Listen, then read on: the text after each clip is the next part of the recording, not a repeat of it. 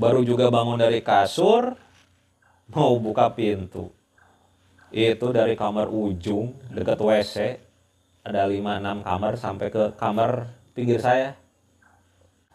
Itu setiap pintu bukan diketok lagi ya, digedor itu. Cerita misteri di sekitarmu.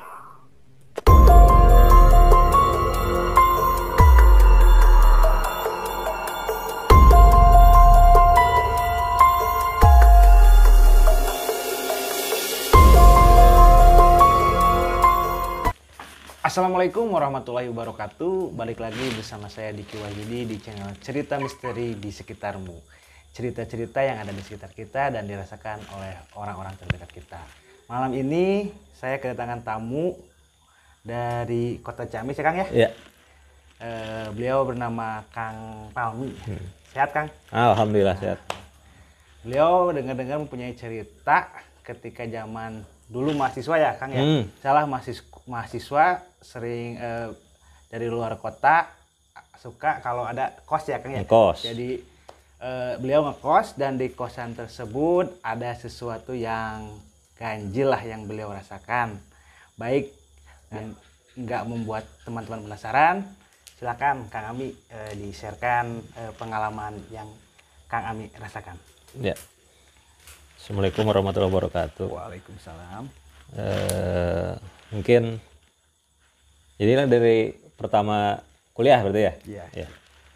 Kebetulan saya tuh tahun 2004. 2004 itu pertama masuk kuliah di salah satu kampus di Tasik. Jadi dulu itu ngekos ceritanya di dekat ya kawasan dekat masih dekat kampus juga, jadi dari kosan ke kampus tuh dekat, tinggal jalan.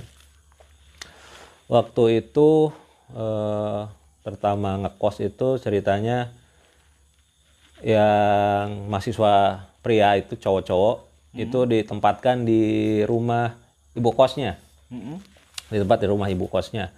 Waktu itu yang seangkatan sama saya ada 3 orang, terus yang 3 lagi itu senior, itu udah duluan menetap di sana di kosan ibu kos. Terus ada lagi beda bangunan tapi yang punyanya masih sama ya, ibu kos itu sendiri. Itu bangunan 2 lantai. 2 lantai itu total kamarnya ada sekitar 30 kamar. 2 WC-nya itu di bawah 2, di atas 2. Emang tadinya itu kosan itu untuk mahasiswa perempuan, khusus mahasiswa perempuan di sana. Jadi emang konsepnya dipisahkan ya, jadi nggak jadi satu kosannya. Cuman waktu itu mungkin saya sekitar 3 bulanan lah menetap di kosan yang jadi satu sama rumah ibu kos itu. Nah di bangunan yang satu lagi itu berhubung yang menetapnya tadinya itu ada sekitar 6 orang wanita perempuan yang ngekos di sana, cuman yang 3 itu udah lulus, jadi tinggal sisa 3 yang masih stay di kosan yang 2 lantai itu. Ya mungkin kalau tinggal bertiga terus bangunan besar, kamar banyak, mungkin yang mahasiswa perempuannya itu sedikit apa ya, keeng ngomong bahasa Jawa mah, bahasa Sunda mah gitu kan. Rasa ketakutan lah. Ya, ketakutan gitu. Padahal di sana juga ada sih bibi yang suka ngurus, yang suka ngepel, nyapu. Ya cuman kalau misalnya perempuan semua mungkin merasa apa takut apa gimana gitu ya. Mungkin mereka laporan lah ke ibu kos, minta ya yang cowoknya pindahin aja gitu ke bangunan yang 2 lantai, nggak apa-apa, nggak usah disatuin di beda lantaiin aja, misalnya yang cowoknya lantai 2, perempuannya lantai 1. Nah, dari sana mungkin ibu kosnya merespon, jadi besoknya yang mahasiswa yang pria itu, yang cowok-cowoknya itu pindahin ke bangunan yang 2 lantai itu. Tapi hanya mahasiswa baru saja yang angkatan saya, yang 3 orang itu. Kita pindahan, jadi yang mahasiswa cowoknya di lantai 2, yang mahasiswinya di lantai 1 semua. Itu posisinya jadi kos saya itu kayak letter U gitu. Nah, tangganya itu ada 2, yang pas pintu masuk sama yang di WC yang di belakang. Ada tangga juga di sana, cuma tangganya yang di belakang mah kecil. Nah, udah mulai pindahan di sana. Nah, saya juga sih sebenarnya pindah ke bangunan itu rada-rada gimana ya? Rada-rada ada riskan juga, soalnya kan saya dengar banyak kabar burung waktu pertama ngekos di sana itu. Banyak kabar burung yang bilang kalau awas loh di kosan itu mah rada-rada keeng gitu. Terkenal angker. Nah, terkenal angker gitu ya. Terkenal angker gimana? Iya kan itu bangunannya gede, terus yang nempatin juga jarang gitu. Ya jangan sompral atau kayak gimana lah gitu.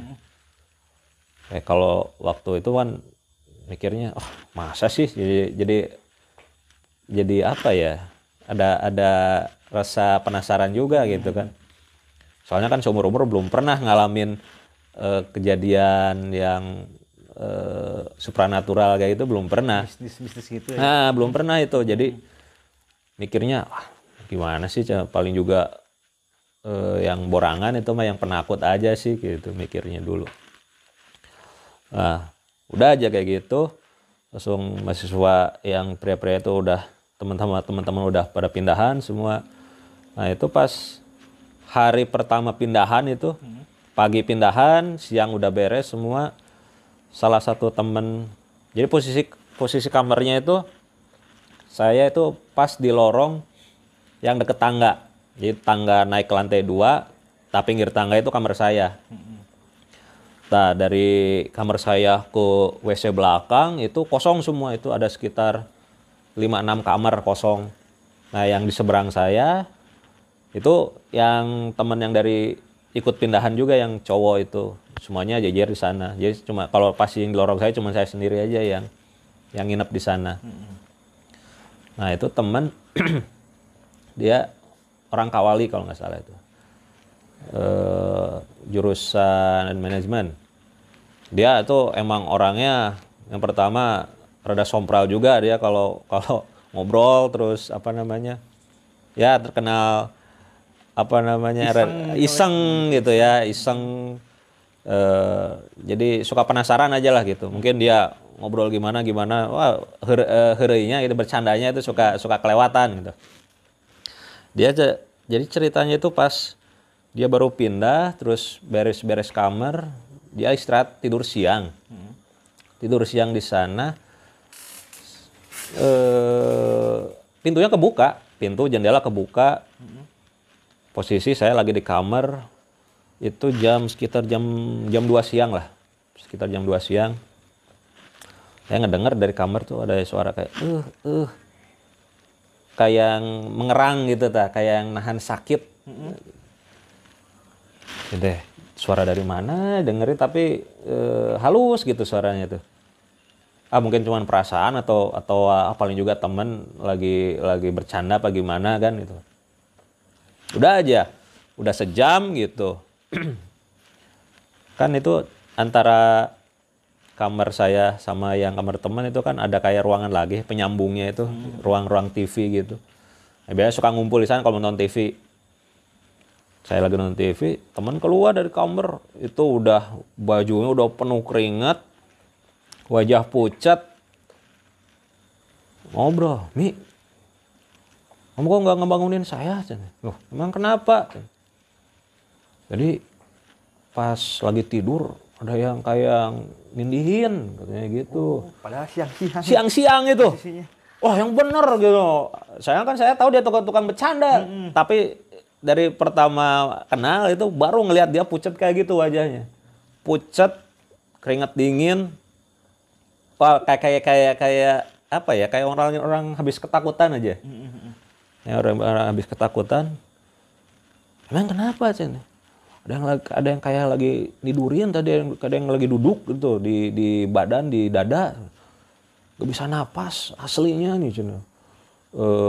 Jadi kayak kalau orang lagi tidur aja, bayangin tidur didudukin orang, napas sulit gitu ya. Terus mau teriak nggak bisa. Padahal mata itu udah melek kata dia. Atau kenapa nggak minta tolong ngobrol gitu.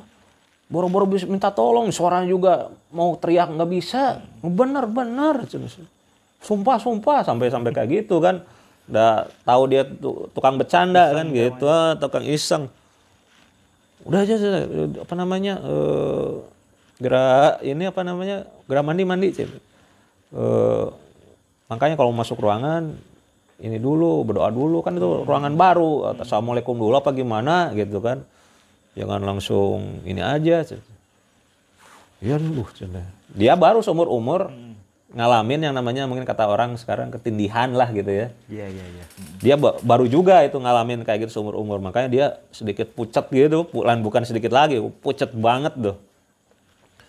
Jadi pengen ketawanya ada, jadi rada horornya juga ada. Itu siang-siang udah kayak gitu sini. Wah sini ini mah sini. Apa bener yang kata kabar burung itu kan? Yang angker gitu. Soalnya kan ini ngitungan siang-siang aja udah kayak gitu kan gitu. Apalagi malam kan gitu.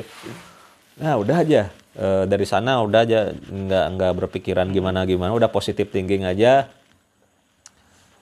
Malam pertama alhamdulillah nggak ada kejadian apa-apa. Nah ini pas waktu malam keduanya itu ceritanya, kalau malam kan biasa suka nonton film dulu di ruang TV yang cowok-cowoknya.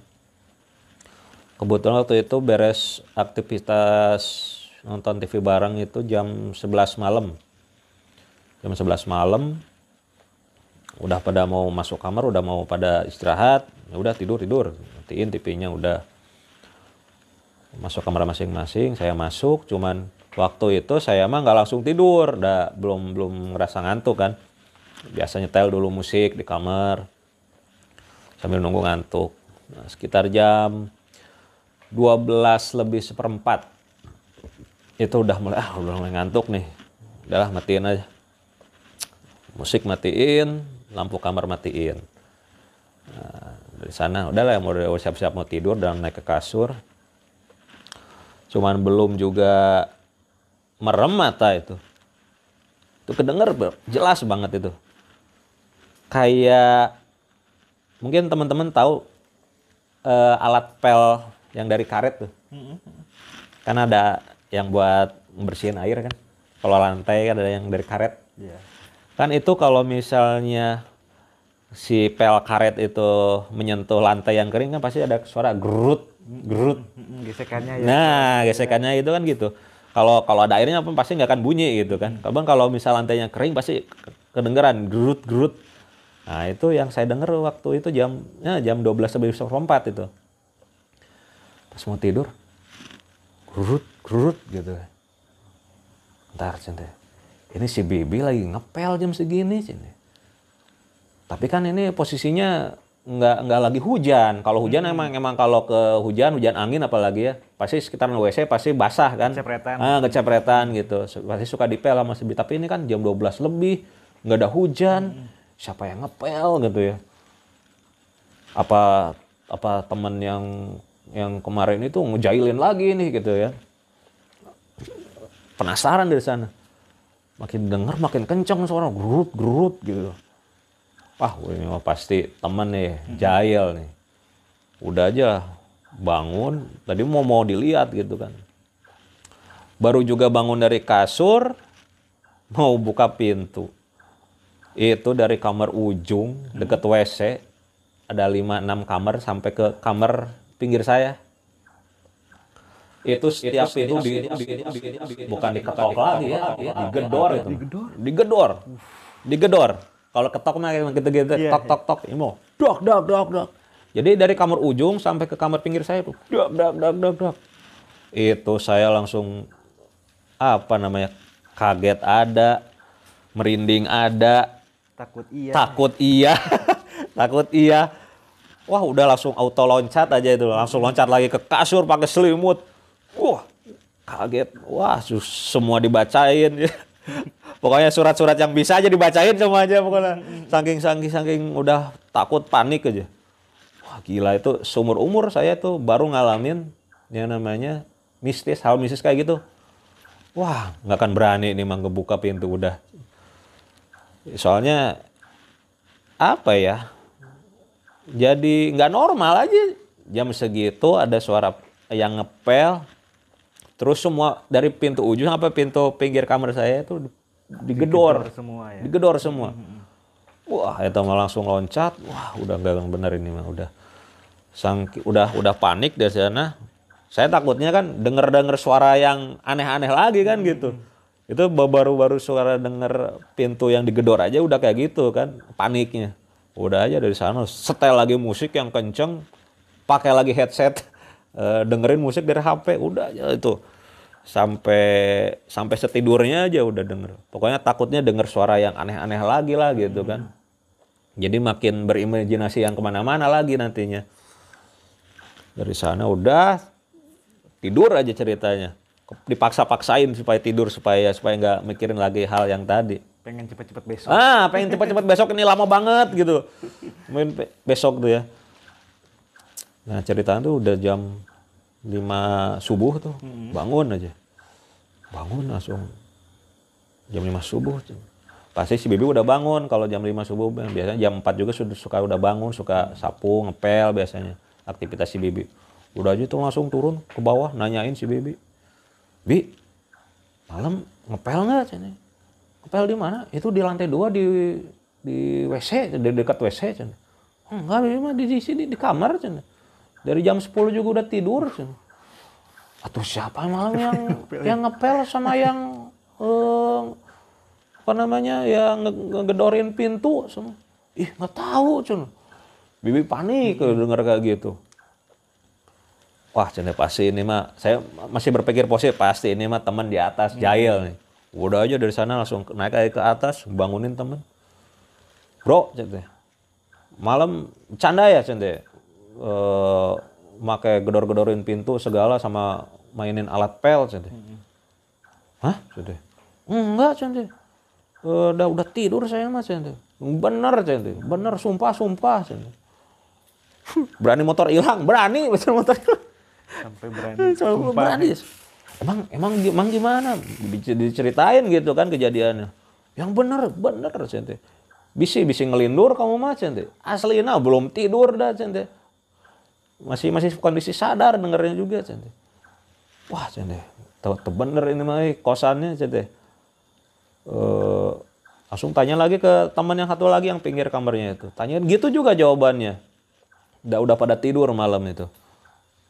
Dari sana aja wah ini mah udah mulai nggak nyaman kan dari sana. Ya. Udah mulai nggak nyaman nih. Aduh, ini gimana nih? Berarti yang ngerasain yang gedoran itu cuma teman saya aja, iya. Yang lainnya udah pada tidur. Terus nanyain ke yang mahasiswa perempuan, nggak ada yang dengar. Nggak ada yang dengar. Padahal itu kenceng lah itu apa namanya? Bukan ketukan itu mah udah digedor itu mah asli digedor.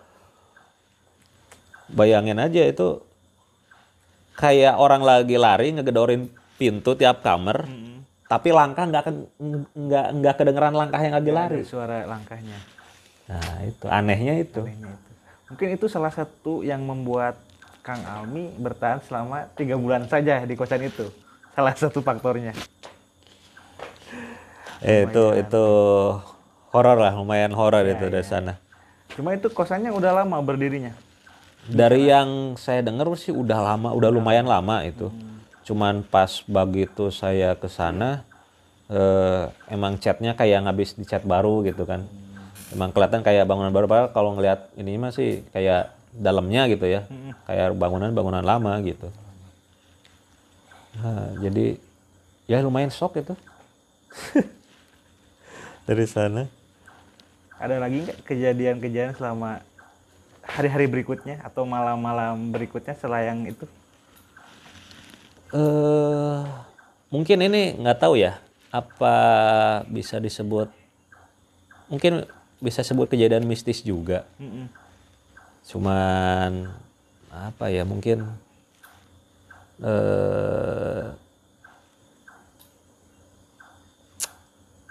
waktunya itu ketika oh jadi ingat saya.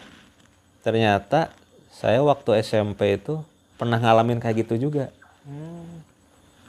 Cuman waktu itu kondisinya apa ya? Jadi malu nih ngebilanginnya. Posisinya lagi pacaran nih.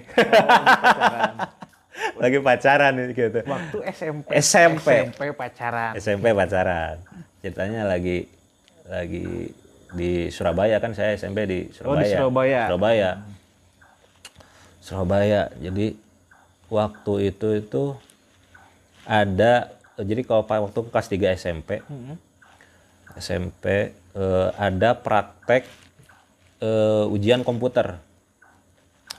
Waktu kelas 3 itu. Jadi seluruh kelas 3 dikumpulin ujian praktek komputer. Itu praktek komputernya mulai dari sore sampai seberesnya. Mulai dari sore. Nah, startnya dari sore. Jadi itu kelas 3 itu ada dari kelas A sampai kelas H. Berarti berapa kelas itu? A, B, C, D, E, F, G, H. 8 kelas. 8 kelas, satu kelasnya itu 30 orang. Itu dibarengin satu hari semua.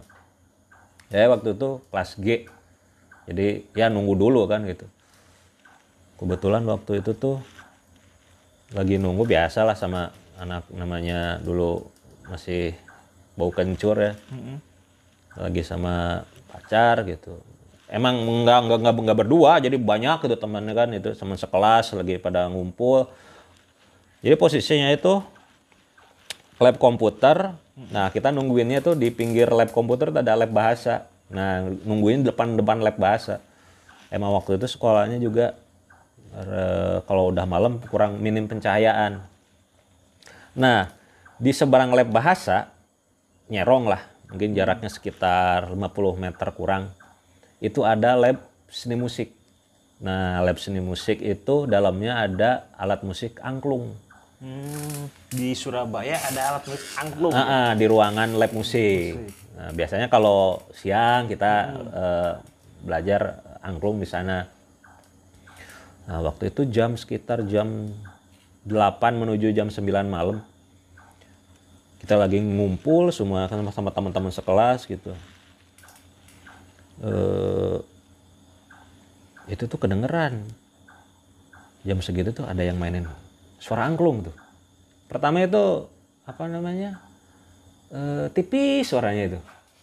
Tipis. Makin kesini makin kencang. Saya teh mikir, ini teh perasaan saya aja apa yang lain juga denger gitu ya. Saya iseng aja nanya ke pacar, denger nggak ini sini suara angklung di ruangan seni musik? Kaget kan, dengerin, iya ada cina.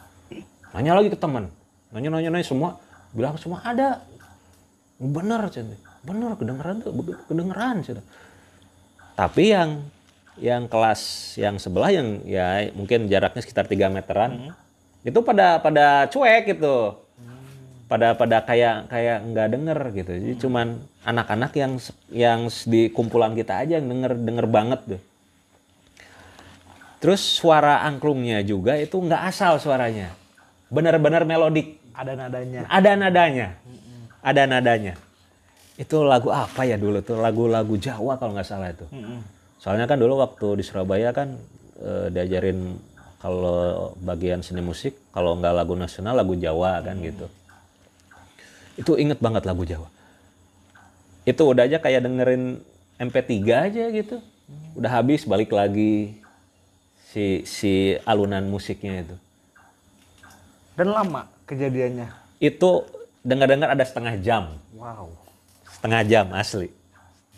Ya mungkin kondisinya waktu itu saya nggak panik, merasa gimana ya, nggak panik itu mungkin saking banyaknya temen, terus kan sama pacar masing-masing udah aja kayak yang lagi pacaran dikasih musik kayak di kafe gitu. Kayak nongkrong di kafe. Iya kan gitu.